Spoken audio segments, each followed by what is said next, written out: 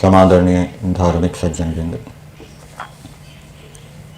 महर्षि दयानंद जी द्वारा निर्मित सत्यार्थ प्रकाश एक कालजयी ग्रंथ है। इसको पढ़कर अनेक विधर्मी पौराणिक आर्य बने, वैदिक धर्मी बने। सत्यार्थ प्रकाश के अंदर ईश्वर की वाणी, वेदों की अत्यंत महत्वपूर्ण बातें वर्णित हैं। उसके साथ साथ ऋषि मुनियों के जो रचित ग्रंथ हैं उनकी भी अत्यंत महत्वपूर्ण बातें सत्यार्थ प्रकाश के अंदर पढ़ने को मिलती हैं। दूसरे शब्दों में कहें तो सत्यार्थ प्रकाश वेद आदि शास्त्रों का सार है।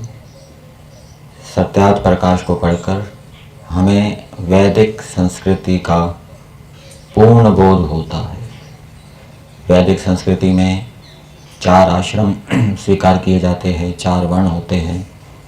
आश्रमों के क्या क्या कर्तव्य कर्म हैं, धर्म हैं, वर्णों के कर्तव्य कर्म धर्म क्या है, ईश्वर का वास्तविक स्वरूप क्या है, जीवात्माओं का वास्तविक स्वरूप क्या है, ये संसार का स्वरूप क्या है, संसार किसने बनाया, किस लिए बनाया, वेद किसने बनाए, किसके लिए बनाए गए।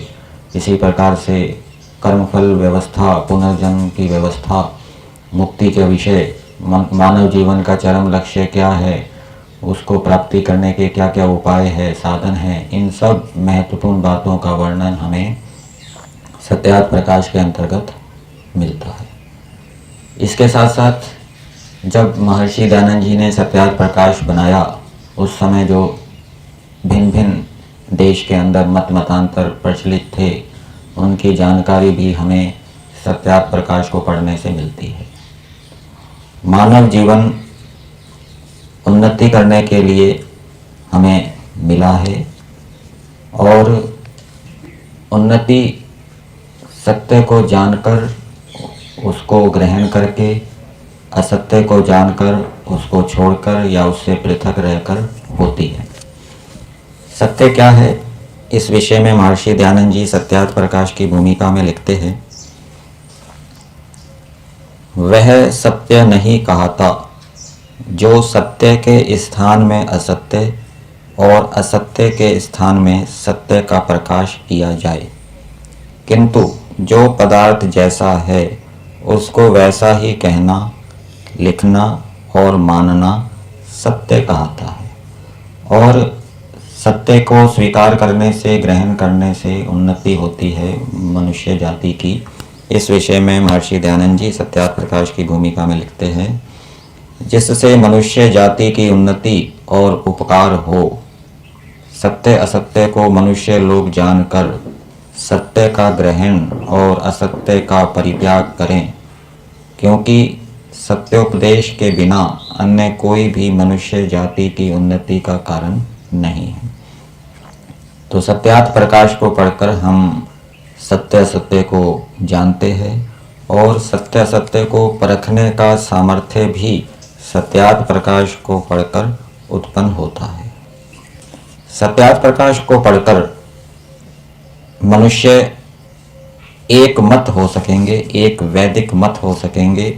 सत्यार्थ प्रकाश को पढ़ के मनुष्यों में जो परस्पर विरोध है वो दूर होगा और परस्पर विरोध के दूर होने से, प्रीति के बढ़ने से संसार के अंदर प्राणियों का सुख बढ़ेगा। परमेश्वर यही चाहता है कि संसार के अंदर विद्यमान प्राणियों का सुख बढ़े और सुख बढ़ने का कारण विरोध का हटना है। सत्यार्थ प्रकाश जब मनुष्य पढ़ेंगे तो उनका परस्पर विरोध दूर होगा।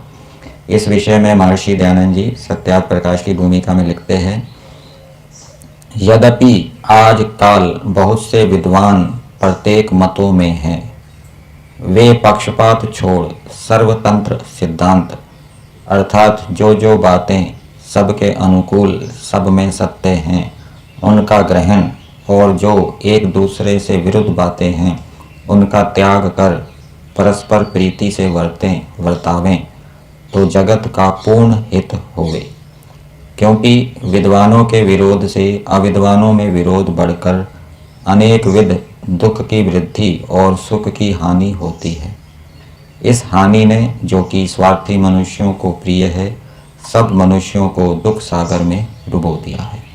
तो जब इस कालजयी ग्रंथ सत्यार्थ प्रकाश को भिन्न भिन्न मत मतांतरों के विद्वान लोग पढ़ेंगे तो उनको सत्य सत्य का बोध होगा। वो परस्पर विरोध को दूर करके एक वैदिक मत में हो सकेंगे और विद्वानों के विरोध के हटने से सामान्य मनुष्यों में भी विरोध हटेगा और उससे मनुष्यों का सुख बढ़ेगा। इसी बात को महर्षि दयानंद जी ने सत्यार्थ प्रकाश के अंत में दिया है। सर्व सत्य का प्रचार कर, जितना भी सत्य है उसका प्रचार कर, सबको ऐक्य मत में करा, सबको एक मत में कराना, ये महर्षि दयानंद जी का प्रयोजन था। सब मनुष्यों का एक मत हो जाए, वैदिक मत हो जाए, इसलिए महर्षि दयानंद जी ने सत्यार्थ प्रकाश लिखा। सबको ऐक्य मत में करा, द्वेष छुड़ा, परस्पर में दृढ़ प्रीति युक्त करा के सबसे सबको सुख लाभ पहुंचाने के लिए मेरा प्रयत्न और अभिप्राय है। तो पर महर्षि दयानंद जी का अभिप्राय, प्रयत्न सत्यार्थ प्रकाश को लिखने में इसलिए है कि जिससे मनुष्यों का परस्पर वैर भाव छूटे, विरोध छूटे और उनका सुख बढ़े। फिर आगे दिया है, सर्वशक्तिमान परमात्मा की कृपा, सहाय और आप्तजनों की सहानुभूति से यह सिद्धांत सर्वत्र भूगोल में शीघ्र प्रवृत्त हो जावे। अर्थात जो वैदिक संस्कृति की बातें हैं, वेद की बातें हैं, वेदों का सार है, वो सर्वत्र भूगोल में शीघ्र प्रवृत्त हो जावे, जिससे सब लोग सहज से धर्मार्थ काम मोक्ष की सिद्धि करके सदा उन्नत और आनंदित होते रहें।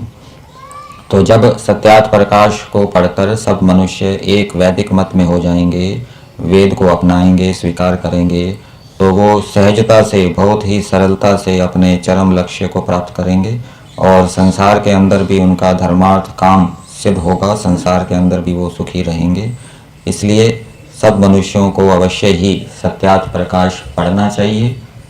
जो बातें समझ में ना आए उनको विद्वानों से समझना चाहिए और दूसरों को भी पढ़ाना चाहिए।